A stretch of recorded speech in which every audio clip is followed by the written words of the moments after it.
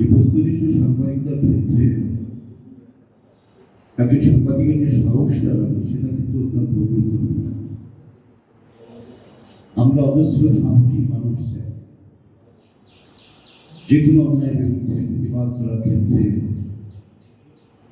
আমরা অনেক সময় লক্ষ্য করি যে আমাদের মতো যারা মানুষ অনেকে চুপসে থাকে, এর অনেক কারণও অবশ্য আছে। সংবাদপত্রকে ফোর্থ স্টেট বলা হয়, আপনারা সবাই জানেন। এবং সংবাদপত্রের যে ভূমিকা একটা রাষ্ট্রকে, একটা জাতিকে, ইভেন বৈশ্বিক যে ব্যবস্থা সেটাকেও পরিবর্তন করার ক্ষেত্রে সংবাদপত্রের যে ভূমিকা রাখে সেটা খুব গুরুত্বপূর্ণ। তো আমি আমার বক্তৃতার আগে স্মরণ করি সর্বকালের সর্বশ্রেষ্ঠ বাঙালি জাতির জনক বঙ্গবন্ধু শেখ মুজিবুর রহমান, বঙ্গমাতা ফজিলাতুন্নেসা বেগম সহ 15 আগস্টের কাল রাতে যারা নির্মমভাবে নিহত হয়েছিলেন, বঙ্গবন্ধুর নিকটতম আত্মীয় সহ সবাইকে আমি স্মরণ করছি। আমি স্মরণ করছি 30 লক্ষ শহীদদের, যাদের রক্তে বিনিময়ে আমরা স্বাধীনতা পেয়েছিলাম। 2 লক্ষেরও বেশি মানবের সংগ্রামের বিনিময়ে সংগ্রাম মানবদের স্মরণ করছি আমি। এবং স্মরণ করছি যে সারা পৃথিবীতে বাংলাদেশ সহ যে সমস্ত সাংবাদিকরা বস্তুনিষ্ঠ সংবাদ দিকতা করতে গিয়ে নির্মমভাবে নিহত হয়েছেন স্বৈরাচারী সরকারের হাতে সারা পৃথিবীতে, তাদের আমি স্মরণ করছি। আমি কতদিন টেলিভিশনে দেখছিলাম যে সোভিয়েত রাশিয়ায় ইউক্রেনে যে আক্রমণ করেছে একজন সাংবাদিক গুলিবিদ্ধ হয়েছে, তাকে স্ট্রেচারে করে নিয়ে যাওয়া হচ্ছে। এই যে সাহসগুলো, আর্নেস্ট হেমিংওয়ে আপনারা জানেন যে তিনি একজন বড় উপন্যাসিক, নোবেল বিজয়ী উপন্যাসিক। তো তিনি যুদ্ধের মাঠে থেকেছেন, মানুষ মারা যাচ্ছে, সেখানে তিনি অবস্থান করছেন। এবং এই যে সাহসগুলো একজন সাংবাদিককে প্রচণ্ডভাবে সাহস দেখাতে না পারলে প্রকৃত সাংবাদিক মুশকিল হয়। আমি বিষ্ণুদের একটা কবিতার বইয়ের নাম আছে সংবাদ মূলত কাব্য। তো সেটা আমি দেখে ভাবলাম যে আসলে বিষ্ণুদের এরকম কেন নাম রাখেন, সংবাদ মূলত কাব্য। সংবাদ আসলে আমার গাব্রিয়েল গার্সিয়া মার্কেজ, যিনি কলম্বিয়ার নোবেল বিজয়ী উপন্যাসিক, আপনারা সবাই অনেকেই পড়েছেন বোধহয় 100 Years of Solitude, শতবর্ষের নির্জনতা। তিনি বলেছেন যে journalism is the best profession to be a good writer. তিনি নিজেও সাংবাদিক ছিলেন এবং প্রচন্ড অবহেলিত ছিলেন, কিন্তু তিনি যখন উপন্যাসটি লিখছিলেন তখন তার স্ত্রীকে বললেন যে 6 মাস তুমি আমাকে কিভাবে চালাবে আমি জানি না, তুমি মাংসের কাছ থেকে মাংস বাটি নেবে, চালানোর কাছ থেকে চাল বাটি নেবে। স্ত্রী তখন প্রতিদিন কি করতো, তার সামনে একটি গোলাপ ফুল রাখতো টেবিলে, তিনি লিখে যাচ্ছেন। সংসার কিভাবে চলবে তার মাথায় নেই, কারণ তিনি ভাবছিলেন যে আমি এমন একটি উপন্যাস লিখব যে উপন্যাস সারা পৃথিবীতে কোটি কোটি কপি বিক্রি হবে এবং তার মধ্য দিয়ে আমার অনেক টাকার দাম, চালের দাম, মাংসের দাম শোধ করতে পারবে। সুবিধাটা হলো যে মানব সমাজ সবচেয়ে সর্বোত্তম পেশা হলো সাংবাদিকতা। একজন সাংবাদিকের পারেন ট্রান্সফরমেশন, যেটা কথা বলছে ট্রান্সফরমেশনাল জবস কিন্তু করতে পারে একমাত্র সাংবাদিক। তো সেজন্য আমার মনে হয় যে বাংলাদেশে আমাদের পেশাদারিত্বের যে ব্যাপারটা আছে সেটা সব ক্ষেত্রে কিন্তু আমি বলছি, শুধু যে সাংবাদিকদের ক্ষেত্রে পেশা তা নয়, কিন্তু শিক্ষকদের ক্ষেত্রে, আমাদের ক্ষেত্রে, প্রত্যেকটা ক্ষেত্রে যদি পেশাদারিত্ব গড়ে ওঠে তাহলে কিন্তু আমরা আরো বস্তুনিষ্ঠভাবে আরো দ্রুত এগিয়ে যেতে পারবো আমাদের দৃষ্টি। কারণ আমরা জানি যে আমাদের মাননীয় প্রধানমন্ত্রীর নেতৃত্বে আমরা যেভাবে এগিয়ে যাচ্ছি, এই প্যান্ডেমিকের মধ্যেও কিন্তু আমরা পিছিয়ে যাই, তাই না? আমরা অনুন্নত দেশ থেকে আমরা উন্নয়নশীল দেশে রূপান্তরিত হয়েছি। সামনে আমরা মধ্যমায় দেশ হবে আমরা আমাদের রূপকল্প 2041 সালের মধ্যে আমরা উন্নত দেশ হবো, তাই না? 2030 সালের মধ্যে আমরা SDG 4 বাস্তবায়ন করবো। গুণগত শিক্ষা, মান নিশ্চয়তার মধ্য দিয়ে আমরা সারা বাংলাদেশকে এমন একটা শিক্ষা উপহার দিব যাতে প্রত্যেকটা মানুষই গুণগত শিক্ষা অর্জনের মধ্য দিয়ে প্রকৃত মানুষ হতে পারে। বঙ্গবন্ধু যে সোনার বাংলা গড়ে তোলা, তাই না? তা কিন্তু আমাদের এই মাননীয় প্রধানমন্ত্রীর হাতে, তার সুযোগ্য কর্মীর হাতে বাস্তবায়ন করা হবে, আমি বিশ্বাস করি। কারণ আমাদের কিন্তু প্যান্ডেমিকের মধ্যে ইকোনমিক গ্রোথ কিন্তু করেনি, তাই না? আমরা কিন্তু ভারত এবং পাকিস্তানের চেয়েও এগিয়ে আছি কিন্তু আমাদের ইকোনমিক গ্রোথে, তাই না? এটা বিশাল একটা অর্জন কিন্তু। এই জন্য ভারতের যিনি নোবেল পুরস্কার পেলেন অভিজিৎ ব্যানার্জি, আমাদের শশাঙ্কেশ ব্যানার্জি, তো শশাঙ্কেশ ব্যানার্জির কথা যখন আমরা একটু বলি আপনাকে, তো শশাঙ্কেশ ব্যানার্জি বঙ্গবন্ধু যেদিন লন্ডন থেকে ছিলেন তার সাথে ছিলেন শশাঙ্কেশ ব্যানার্জি, তারই ছেলে গতবার অভিজিৎ ব্যানার্জি কিন্তু নোবেল পুরস্কার পেয়েছেন ইকোনমিক্সে। তিনি বলেছিলেন যে ভারতকে বাংলাদেশকে অনুসরণ করতে হবে। আমি খুব অবাক হয়ে যাই যে এত কিছুর মধ্যে বাংলাদেশ যেভাবে দ্রুত এগিয়ে যাচ্ছে অর্থনৈতিকভাবে, আমরা মাননীয় প্রধানমন্ত্রী কিন্তু বেশ কিছু মেগা প্ল্যান হাতে নিয়ে বাস্তবায়ন করলাম, তাই না? আমাদের নিজস্ব অর্থায়ন আমরা পদ্মা সেতু করলাম। এই পদ্মা সেতু নিয়ে বিশ্বব্যাংক অনেক কিছু বলেছে, তাই না? কর্ণফুলী টানেল, মেট্রো রেল থেকে শুরু করে এর মধ্যেই কিন্তু তিনি লক্ষ লক্ষ গৃহহীন মানুষকে ঘরবাড়ি করেছেন, তাই না? এবং অনেক মানুষকে খাবার দিচ্ছেন। তো এই যে এই বিষয়গুলো, এগুলো কিন্তু আমাদের মনে রাখতে হবে। আমি মনে করি যে আমরা প্রত্যেকটা সাংবাদিক যদি সত্যি সত্যি আমরা সচেতন হই, বস্তুনিষ্ঠ সংবাদ করতে পারি বা দায়িত্বশীলতার পরিচয় দিতে পারি, তাহলে কিন্তু আমরা 2021 সালের মধ্যে অবশ্যই শিরোপা পেতে হবে। আমি আমার সামনে যে দেশবন্ধু পত্রিকা, আমি এই লক্ষ্য করলাম সকলে আমার বন্ধু এবং কবি মাসুদুল হক। আপনারা জানেন যে মাসুদুল হক কিন্তু আন্তর্জাতিক মান সম্পর্কে একজন কবি এবং লেখক। বাংলাদেশে হয় কি যে বাংলাদেশে তো আসলে এভাবে মূল্যায়ন হয় না, যারা কিছু লিখতে জানে না, কিছুই জানে না, তারা অবশ্যই বড় বড় পুরস্কার খেয়েছে, বাংলাদেশ পুরস্কার বলবো কিছু, কিন্তু নিভৃত থেকে যারা কাজ করতে যাচ্ছে, একেবারে পিছিয়ে পড়া জনগোষ্ঠীর মধ্য থেকে যারা লিখে যাচ্ছে, কাজ করে যাচ্ছে, তাদের প্রতি অনেক সময় আমাদের রাষ্ট্র কিন্তু খেয়াল করে। তো সেইগুলো আমাদের, আমি কতদিন ওই যে সারিয়া ছিল, আমি একটু গল্প করেছিলাম, একজন সাংবাদিককে জিজ্ঞেস করো, দিল্লির সাংবাদিককে, যে আপনাদের দায়িত্ব কি? উনি বললেন যে আমি, আমার বাড়িতে যে ওয়াশরুম আছে, ল্যাট্রিন আর কি, তার কোনো দরজা নাই। আমি সেইখানে বসে আমি বসে ইয়া করছি আর কি, এরকম তোমার স্ত্রীও জাস্ট পদ্মা হাতে করে দৌড়াচ্ছে। আমি তাকে ধমকতে বললাম যে তুমি এই যে আসছো, বলে স্ত্রী আমাকে বলছে একবারে দরজায় এসে, যে দরজাই নাই তো, স্ত্রী তাকে বলছে যে তুমি যে আসো বসে গলা ঘা করে দিতে পারো না, গলা ঘা করে দেবো, নিশ্চয়ই সাবধান করে দেওয়া। আমি তো বললাম যে সাংবাদিকদের কাজ হলো গলা ঘা করে দিয়ে সাবধান করে দেওয়া। সেই সাবধান কাকে করবে? রাষ্ট্র করবে, সে, তাই না? সাংবাদিকরা সাবধান করে প্রত্যেকটা সেক্টরে যেখানে অ্যালোমেনি হবে, যেখানে কনফিউশন আছে, যেখানে করাপশন হচ্ছে, তাই না, সেসব জায়গায় কিন্তু গলা ঘা করে দিতে হবে, সাবধান করা হবে। এটা কিন্তু সাংবাদিকদের সবচেয়ে বড় দায়িত্ব। এবং সবচেয়ে বড় দায়িত্ব হলো দেশপ্রেম। আপনারা জানেন যে খুব শুধু পরিবেচ্ছে পাকিস্তান বিখ্যাত সাংবাদিক এবং উপন্যাসী, কিন্তু পাকিস্তানের বিশাল একটা সম্মেলন হচ্ছে সাংবাদিকদের, তিনি সেখানে গেছেন এবং তিনি গেছেন ইন্ডিয়ার যে ওই সাধারণ গাড়ি নিয়ে আর কি। তিনি লক্ষ্য করেন যে পাকিস্তানের সাংবাদিকরা বিদেশি দামি দামি গাড়িতে চলে এসছে, আর উনি গেছেন যে ওই গাড়িতে চলে আর কি। তো তখন ওরা বলছে যে আপনি একটা বড় সাংবাদিক আর ইন্ডিয়ার তৈরি এই সাধারণ গাড়িতে চলে এসছেন। তিনি বললেন যে এই গাড়িতে চলে এসেছি বলেই কিন্তু ইন্ডিয়া আজকে এতটুকু এগিয়ে যাচ্ছে। আমরা আমাদের যে শক্তি আমরা ব্যবহার করতে চাই, আর আপনারা এই যে বিদেশি দামি দামি গাড়ি ব্যবহার করছেন, কিন্তু আমাদের অবস্থাটা কোথায়, তাই না?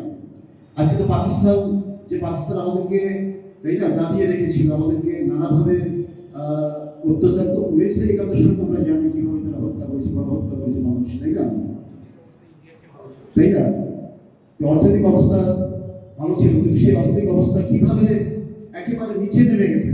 তাই না? পাকিস্তান তো মৌলবাদীদের আড্ডাখানা, তাই না, জঙ্গি মৌলবাদীদের আড্ডাখানা। এবং পাকিস্তান কিভাবে চলে আমি মাঝে মাঝে ভাবি আর কি।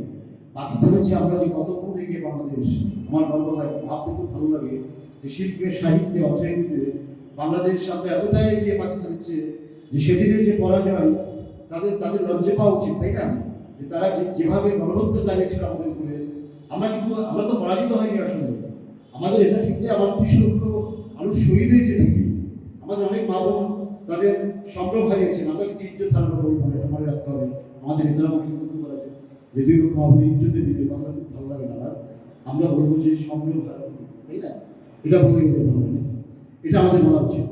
আমরা কখনো উপজাতি বলবো না, কিন্তু আমরা বলবো আদিবাসী। কিন্তু ওরা ওদের যে ইয়াটা, তাদের যে কালচারাল বৈচিত্র্য, এটা লক্ষ্য করলে আমরা তো অবাক হতে। আমি বলেছি যে আমি আমার এই খেলাটা হয়ে গেলে আমি দিনাজপুর অঞ্চলের বিভিন্ন আদিবাসী অঞ্চল সহ প্রত্যেকটি জায়গায় যেখানে সাহিত্য করে যারা এই যে মাটির কবিতা, আমি আমি যেতে পারি না অবশ্য, কারণ এই বোর্ডের চেয়ারে হওয়া খুব একটা বাজে কাজ আর কি। আমি ব্যক্তিগতভাবে কিন্তু বোর্ডের চেয়ারম্যান হওয়ার মতো মানুষ। আমি শিক্ষকতায় আমার ভালো লাগে। আমি যখন ক্লাস নিই নিতাম এগারো কলেজে অনার্স ক্লাসে, ভালো ক্লাস নিলে সেদিন আমার এতই আনন্দ হতো, আমার রাতে ভালো ঘুম হতো। যেদিন ভালো ক্লাস নেওয়ার সেদিন আমার ঘুম হতো। কিন্তু হঠাৎ করে যে আমাকে বলি, আমি কিন্তু দরখাস্ত করি নাই, সত্যি কথা বলছি। অনেকেই এই দিনাজপুরের বহু অধ্যাপক বহুজনকে ধরাধরি করেছেন, বহুজনকে। তো আমাকে বেছে নিয়ে এখানে বোর্ডে দেওয়া হয়েছে। কিন্তু এসে দেখলাম যে দেড় পুরো অবস্থা, বোর্ডের যে কালচার, তাতে আমাদের মতো মানুষ পরিচালনা খুব মুশকিল। গলা খাপড়ি তো দেড় কথা, গলা খাপড়ি দিয়ে কোনো কাজ হয় না। একবারে ডাইরেক্ট ডেকে যদি গালাগালি করা না যায়, আমরা কুষ্টিয়ার মানুষ তো আমাদের একটা মুখ খারাপ আছে আর কি। আবার লালনের দেশের মানুষ তো একটু মনমী ভাবও আছে আর কি। যখন ক্লান্ত হয়ে যায় প্রচন্ড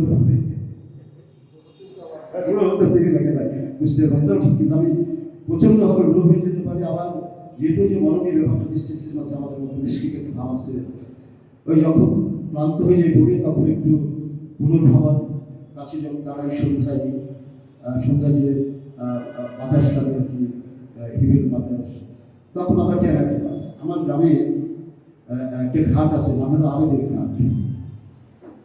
সেই ঘাট কিন্তু আমার অনেক কবিতার মধ্যে সেই ঘাটটা আছে। আমার একটা গান ছিল আবেদের ঘাট নিয়ে লেখা, বিউটি তার একটা অ্যালবামে গানটা গিয়েছিল আর কি। তো সেই সুরকারকে বলেছে, শফি মন্ডলকে আপনার নাম শুনেছেন? শফি মন্ডল বিখ্যাত যে বাউল সঙ্গীত, আমার খুব কাছের মধ্যে একই জায়গায় বলতে পারি। কিন্তু ও গানটা শুরু করেছিল। তোকে বিউটি বলেছে যে স্যারকে একটু বলেন যে আবেদের ঘাট না করে আমার গ্রামের ঘাটটা যদি আমি ব্যবহার করি তাহলে কেমন হয়। শহীদুল্লাহ বলেছে যে ওইটা ব্যবহার করতে সারা একবার মেরে ফেলবে, কারণ আবেদের ঘাট হলো আমাদের কালচারের মূল শক্তি। কিন্তু আমি যখন আবেদের ঘাটে বসি তখন আমার একটা কবিতা জন্ম হয়। যখন আমি জলের মধ্যে কাঠ মধ্যে দৌড়ে যাই তখন আমার একটা কবিতা জন্ম হয়। যখন আমি আমার আবেদের ঘাট থেকে যখন পশ্চিম আকাশের সূর্যের দিকে তাকাই তখন আমার একটা কবিতা জন্ম হয়। অর্থাৎ ওই ঘাটে কিন্তু আমার কাছে আমার মূল যে আমার যে ক্রিয়েটিভিটি আর কি, আমার যে চেতনার জায়গা, সেই কিন্তু ঘাট থেকে আমি পাই। সন্ধ্যার অন্ধকারে যখন আমি ঘাটে থাকি, ঘাটে বসে আর কি ওদের সঙ্গে আড্ডা দিতে একা একা বাজস্থান আছে, তাই না? তখন অন্যরকম একটা মানে কি বলা যায় যে নান্দনিক একটা বোধ আমার মধ্যে যাবে। এরকম আপনাদেরও হয় নিশ্চয়ই, তাই না? আপনার নিশ্চয়ই যখন জানলা দিয়ে তাকান যে জ্যোৎস্নারাতে মধ্যরাতে, তাই না, যে নারকেল গাছের পাতার উপরে শিশের উপর জ্যোৎস্নার আলো পড়েছে, তখন কেমন মনে হয়? ইটস কোয়াইট মিনিংলেস, কিন্তু অর্থ নাই। কিন্তু কত যে অর্থে একজন ক্রিয়েটিভ মানুষ, একজন সাংবাদিক কিন্তু সেটা বুঝতে পারবে। এই যে সৌন্দর্য যদি আপনি ধারণ করতে পারেন, এরকম সৌন্দর্য, তাই না? আপনার পিকাসোকে জিজ্ঞাসা করা হয়েছিল, বিংশ শতাব্দীর সবচেয়ে বড় একজন, তাই না, শিল্পী আর কি, তাকে জিজ্ঞাসা করা যে আপনার শিল্পের অর্থ কিন্তু বুঝি না, দাম কোটি কোটি টাকা, তাই না? তিনি বলছেন ইটস কোয়াইট মিনিংলেস, এর কোনো দাম নাই, কিছুই নাই, আমি নিজেও জানি না যে অর্থ কি। আপনার পিকাসো বলছে যে আমি নিজেও জানি না যে অর্থ কি। তখনই বললেন দর্শককে যে আচ্ছা বলেন তো, আপনারাই বলেন তো পাখির গানের অর্থ কি? তোরা বলছে পাখির গানের তো কোনো অর্থ হয় না। তুমি জানি যে পাখির গান ভালো লাগে না, আমরা কি জানি যে প্রকৃতির গান ভালো লাগে? জানি না, কিন্তু আমরা শুনি। কেন শুনি? আমাদের ভিতরে একটা ভালো লাগার সেন্স আছে, অ্যাস্থেটিক সেন্স বলা হয় নাকি। এই সেন্স আমাদের বারবার বলে তুমি যা সৌন্দর্য, যা কিছু ভালো তার দিকে তাকাও, তাই না? তাহলে তোমার ভিতরে জগৎটা সুন্দর হবে। কারণ আমাদের ভিতরে কিন্তু একটা অন্ধকার জগৎ আছে, কঠিন অন্ধকার জগৎ আছে। সেই অন্ধকার জগৎটা যদি খুলে খুলে আমরা বের করতে পারি এবং আমরা যদি আলোর দিকে আমাদেরকে ফিরাতে পারি, যদি সৌন্দর্যের দিকে আমার নিজেকে ফিরাতে পারি, চেতনাকে ফিরাতে পারি, তাহলে সব ক্ষেত্রে দেখা যাবে যে আমরা সুন্দর, সব কিছু সুন্দর। সেটা পলিটিক্যাল ক্ষেত্রেও কিন্তু আমাদের পলিটিক্যাল ক্ষেত্রেও যদি আমাদের পলিটিক্যাল লিডার যদি এই সুন্দর দিকে আবিষ্কার করতে পারে, নিজেকে খুঁড়তে হবে। কিন্তু ডেল আমরা কবিতা বলেছিলাম যে নিজেকে খুঁড়ো এবং খুঁড়ো। সক্রেটিস কি বলেছিলেন যে নিজেকে জানো, তাই না? বা রুবিয়ান বলেছিলেন নিজেকে জানতে হলে নিজেকে জানাতে হবে। আপনি যদি না জানেন, না জানার নিজে যদি বই পুস্তক না পড়েন, যদি রবীন্দ্রনাথের দর্শন আপনি না জানেন, যদি তাই না হেগেলের দর্শন না পড়েন, কার্ল মার্ক্সের দর্শন না পড়েন, যদি কাল্টের দর্শন না পড়েন, আপনি নিজেকে জানবেন কি করে? তাই না? আপনাকে কেন বড় লোক দেখবেন? মাসুদুল্লাহ যখন বললো যে প্রথম মাসে এই কথা, আমি কিছুদিন আগে কিন্তু বললাম কুসুমের কথা আমি বলতে পারি না, বারবার কুসুমের কথা মনে হয়, তাই না? যখন ওই শেষের দিকে ওই তাল গাছে ওখানে বসে তারা শেষ বিদায়ের সময়, হ্যাঁ এই সব যে সৌন্দর্য, তাই না? মানিক বন্দ্যোপাধ্যায় যেসব সৌন্দর্য লেখার মধ্যে যে সৃষ্টি করেছে তা অবাক করে আমাদের। অথচ এই মানিক বন্দ্যোপাধ্যায়ের মৃত্যুর খবর আপনারা রাখেন? মানিক বন্দ্যোপাধ্যায় যখন মৃত্যু হচ্ছে তখন তার বাড়িতে কোনো পয়সা নাই।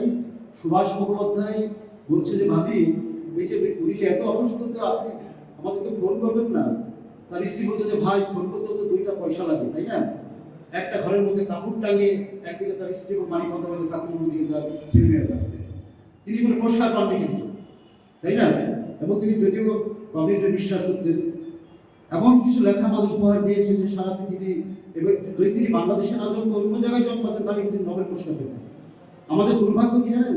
যে আমরা আমাদের যে মহান সাহিত্যগুলো সেটা ট্রান্সলেশন করে আমরা বিদেশে দিতে পারি। আজকে মাসুদুল এবং আমি কিন্তু মাত্র নিজেও জানি যে আমরা কিন্তু ইংরেজিতে রেখে বিদেশে কিছু পুরস্কার আমরা পেয়েছি আর কি, যেটা হয়তো বাংলাদেশের অনেকেই পাইনি, সেটা কিন্তু বাস্তব। স্প্যানিশ রাইটার্স পুরস্কার থেকে শুরু করে অনেক পুরস্কার, ভারতের 74তম স্বাধীনতা পুরস্কার থেকে শুরু করে স্প্যানিশ রাইটার্স আরও পুরস্কার ছিল, মাসুদুল পেয়েছি, আমিও পেয়েছি, তাই না? আর কিন্তু মানুষ কেউ পাই, এবং মানুষের অনেক লোক কিন্তু ঈর্ষা করে এগুলো। আমি কি করছি? আমি তো বাংলাদেশকে প্রদান করছি সারা পৃথিবীতে, তাই না? সেটা ইংরেজি কবিতার মধ্য দিয়ে হোক, কিন্তু আমি তো করছি। যে কারণে বাংলা কবির মহাপুরুষ নুরুল হুদা ভাইকে আমি বললাম যে আপনাকে যদি বাংলাদেশের সাহিত্যকে যদি বিদেশে তুলে ধরতে হয় তাহলে কি করতে হবে? বাংলা সাহিত্যকে ইংরেজিতে ট্রান্সলেশন করতে হবে, তাই না? কারা করবে? এইটা কিন্তু 10 জন লোককে বেছে নিতে হবে যারা ভালো ইংরেজি জানে। শুধু ভালো ইংরেজি জানলে হবে না, কিন্তু লিটারি ল্যাঙ্গুয়েজ জানতে হবে। ভালো ইংরেজি জানলে অনেক আছে, তাদের দিয়ে কিন্তু ট্রান্সলেশন হবে না। গাব্রিয়েল গার্সিয়া মার্কেজের 100 Years of Solitude যখন স্প্যানিশ থেকে ইংরেজি করা হয়, তখন সেই ইংরেজিটা স্প্যানিশের চেয়ে এত শ্রুতিমধুর হয় যে সারা পৃথিবীর মানুষ বলেছে যে স্প্যানিশ ভাষায় লেখার চেয়ে ইংরেজি ভাষা সবচেয়ে বেশি শ্রুতিমধুর, তাই না? কারণটা কি? কারণ তারা 10 জন লোককে বেছে নিয়েছে ট্রান্সলেশন করার জন্য, তাদেরকে প্রচুর টাকা দেওয়া হয়, তাই না? বাংলাদেশকেও সেটা করতে হবে। আমি উদাহরণকে বললাম যে খরচ না করে আপনি বাংলা সাহিত্যকে বিদেশে তুলে ধরবেন তা তো হবে না, তাই না? খরচ করতে হবে, এবং সেভাবে কিন্তু আমাদের সরকারকেও সেই ব্যাপার মনোযোগী হতে হবে। মনে করি আমরা যেখানে যাই সেখানে কিন্তু এই কথা বলবো।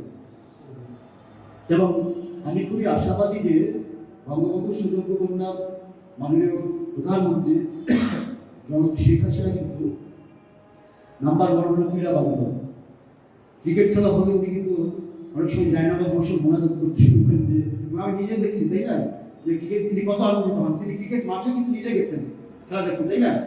শুধু ক্রিকেটই না, কিন্তু প্রত্যেকটা ক্ষেত্রে তার যে বিপ্লব নির্বাহ মানসিকতা আমি দেখি, যাতে আমি বিশ্বাস করি যে তারই নেতৃত্বে আমরা যদি সবাই মিলে তাকে সহযোগিতা করি, তারই নেতৃত্বে বাংলাদেশ একদিন বঙ্গবন্ধুর যে স্বপ্ন সুন্দর বাংলাদেশ, সে সুন্দর বাংলাদেশ রূপান্তরিত হবে। তা আমি আর বেশি বক্তৃতা দিচ্ছি না আর কি। আমি শুধু বিশ্ববন্ধু পত্রিকার যে এই যে 2য় জন্মবার্ষিকী আজকে, আমি আশা করি যে তারা এখন পর্যন্ত ওখানে আমাদের কিছু স্নেহভাজন মানুষ আছে যারা বিশ্ববন্ধু পত্রিকার সঙ্গে আছে, যারা খুবই ক্রিয়েটিভ এবং যারা ইয়াং। আসলে ইয়াং আমাদের কিন্তু অজস্র ইয়াং মানুষের দরকার, তাই না? যারা হবে বেশি উদ্যমী, বেশি দক্ষ এবং বেশি এনার্জি। আমরা এখন তো আমাদের বয়স নেই, আমরা মনে করি যে আমাদের এই ইয়াং জেনারেশন যদি সাংবাদিকতায় সত্যি সত্যি সেই সাহসী ভূমিকা পালন করতে পারে, তাহলে এই সাংবাদিকতার মধ্য দিয়েই কিন্তু আমরা একটা বড় অর্জন করতে পারবো। কারণ হলো যে এই সংবাদপত্রটা কি করছে, গাইড করছে, তাই না? আমি তো মনে করি না যে যেমন আজকে এক সংবাদ আমি লক্ষ্য করলাম যে এখানে কয়েকটা সংবাদ আছে, খুবই কোথায় দেখুন যেন ওই যে আমাদের সেলিম ভাই হ্যাঁ এই যে 30 বছর পদ থেকে পদ ছাড়তে নারাজ সেলিম, আমাদের জনসভারই সেলিম ভাইকে। তাহলে কি করে হবে? পৃথিবীর যদি এই অবস্থা হয়, তাই না? আমরা কিন্তু একসময় স্বপ্ন দেখেছিলাম যে বাংলাদেশ কি হবে, সুসংহত হবে, তাই না? সুন্দরমুক্ত একটা সামাজিক সমাজ। বঙ্গবন্ধু কিন্তু সেই স্বপ্ন। বঙ্গবন্ধুর শত্রু বেড়ে গেল কেন? কারণ যখন তিনি এই ধরনের চিন্তা ভাবনা করলেন যে বাংলাদেশকে আমরা একটা সমাজতান্ত্রিক সমাজ, তখনই কিন্তু আমেরিকা সহ পুঁজিবাদী দেশগুলো তার বেশি ঘেপে গেল এবং বঙ্গবন্ধুর হত্যায় তো সিআইয়ের একেবারে প্রত্যক্ষ ভূমিকা ছিল। এটা কয়েকজন বিপদগামী, আমরা বলি যে কয়েকজন বিপদগামী যে কি বলে ব্রিটের আর্মি অফিসার হত্যা করেছে তা কিন্তু না, দেশি বিদেশি বহু লোক কিন্তু এসে বিরোধী ছিল এবং তিনি এমন এক মহৎ বিশাল হৃদয়ের মানুষ ছিলেন। আমি তো মনে করি যে বঙ্গবন্ধু কিন্তু নিজেই বলেছেন আমি কোনো কমিউনিস্ট না, কিন্তু আমি একটা শোষণমুক্ত একটা অর্থনৈতিক সাম্যের সমাজ করতে চাই, যেটা কমিউনিস্টের চেয়ে হবে অনেক ভালো, তাই না? তাই না? হ্যাঁ, আমাদের কিন্তু সেটাই যে আমরা কমিউনিস্ট হতে কিন্তু পারবো না, কিন্তু আমরা শোষণমুক্ত সমাজ প্রতিষ্ঠার লক্ষ্যে আমরা নিশ্চয়ই নির্ভরভাবে একটা সাম্যবাদী সমাজ করার দিকে এগিয়ে যেতে পারি, যেটা কবি নজরুল ইসলাম ছিলেন। তো যাই হোক, আমি খুবই আনন্দিত, গর্বিত এবং আমি কৃতজ্ঞতা প্রকাশ করছি যে দেশবন্ধুর পক্ষ থেকে আমাকে আজকে প্রধানমন্ত্রী হিসেবে এখানে আমন্ত্রণ করেছিলেন এবং আজকে আমাদের বিভিন্ন স্তরের সম্মানিত সাংবাদিকদের সঙ্গে যে পরিচিত হতে পারলাম, এটা আমার জন্য অত্যন্ত গর্ব। এবং আগামী দিনে আমরা আপনাদের সঙ্গে আমাদের করে যদি কোনো এরকম কোনো কাজ থাকে যে আমরা আপনাদেরকে হেল্প করতে পারি, সেটা কিন্তু আমি করবো আসলে। আর যে পত্রিকাগুলো এখান থেকে বের হয় এই যে দেশ রূপান্তর শহর, সেগুলো আমরা বলি আমাদের আমরা রাখবো এগুলো, আর আমরা যেটুকু হেল্প করতে পারি কোন থেকে যেটা সম্ভব সেটা অবশ্যই আমরা করবো, কেমন? আর খুব ভালো লাগছে আমার পাশে আমার বন্ধু মাসুদুল হক খুবই আছেন, আর সবাই কিন্তু খুব আন্তরিক। এই দিনাজপুরের মানুষ, আমি ওইভাবে বলেছিলাম, উনি বলছেন যে আপনি আরও বিষয় বুঝতে পারবেন যে উনি আমাকে আগে থেকে জানেন এবং পরে আরো ভালোভাবে জেনেছেন নানা ক্ষেত্রে আর কি। তবু আমার বিশেষ কোনো যে বড় গুণ আছে তা নয়, একটি গুণ হয়তো আছে যে আমি কাজের মানুষ, আমি কাজ করতে চাই। আমি আমাদের মাসুদ, আমাদের ইউনিয়নের সভাপতি এখানে উপস্থিত আছে, এরা আমাকে সর্বতভাবে সহযোগিতা বলেছে যে ভোটটাকে একটা অন্য মাত্রায় নিয়ে যাবো। আমার নিজের কোনো মানে লোক ব্যবসা মানুষ কিছু নাই, আমি আমার কিছু পাওয়ার নাই আসলে। আমার নেশা কিন্তু লেখালেখি করে আসে, লেখার মধ্যে দিয়ে যদি একটা সম্মান আছে সেটা সবচেয়ে বড় সম্মান আছে আমি মনে করি। এবং আমরা যারা লেখালেখি করি সেটা কিন্তু আমরা চাই করতো। তা আমাদের ভোটকে যাতে আমরা অন্য মাত্রায় নিয়ে যেতে পারি, সেই ক্ষেত্রে আপনাদের যে সহযোগিতা দরকার আমরা চাইবো, আপনারা কিন্তু সেটা করবেন। আর এই যে বললাম যে আমাদের ইউনো মহোদয় কিন্তু একটা কথা বলেছে, ইউনো সাহেব একটা কথা বলে গেছেন যে সংবাদগুলোর সময় আমাদের ফোন করে আপনারা হঠাৎ করে সংবাদ করে দেবেন, তাতে হয় কি যে আপনাকে সব করেছেন আমি এটা জানি না, তাই না? আমার সত্যি করবো যে কি ব্যাপার, তোমার ওখানে এই সংবাদ করেছে এটা কেন? এখন আমি হয়তো প্রতিবাদ দিলাম যে না এটা সত্যি, এটা কি হলো ভুল বোঝাবুঝি লাভ হয়ে গেল, তাই না?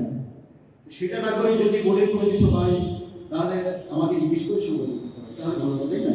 আর আমি বলেছি একটা সব জায়গায় বিশুদ্ধ ভোট না, আমরা সে প্রত্যেকটা ক্ষেত্রে কেন হয়ে গেছে, প্রত্যেকটা ক্ষেত্রেই কিছু কিছু করাপশন আছে, সেটা মাননীয় প্রধানমন্ত্রী কেউ পাবো জিরো টলারেন্স, তাই না? ইয়া করেছি যে আমরা মানুষকে যত করাপশন ফ্রি করতে পারবো তখনই কিন্তু মানুষের দ্রুত এগিয়ে যাবে। সেটা সব জায়গায় কম বেশি আছে, কিন্তু মন্ত্রণালয় থেকে শুরু করে একদম হচ্ছে অফিস পর্যন্ত। আশা করি যে আমরা মাননীয় প্রধানমন্ত্রীকে যদি আরও ক্ষমতায় রাখতে পারি, যতদিন তিনি বেঁচে আছেন ততদিন তিনি প্রধানমন্ত্রী থাকতে পারেন, এবং আমরা সেটা চাই, অনেক মানুষ চাই, তাই না?